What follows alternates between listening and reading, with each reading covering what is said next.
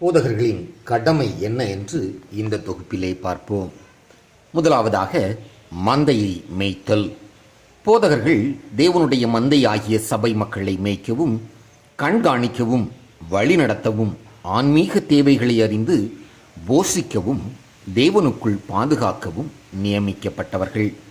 இரண்டாவதாக, வேதத்தை போதித்தல். தேவனுடைய வார்த்தையை தெளிவாக பிரசங்கிப்பதும், ஆரோக்கியமான உபதேசத்தை கற்பிப்பதும், சபை விசுவாசிகளை சத்தியத்தில் வளர்க்க வேண்டுவதுமே போதகர்களின் கடமை. மூன்றாவதாக, விசுவாசிகளை ஆயத்தப்படுத்துதல்.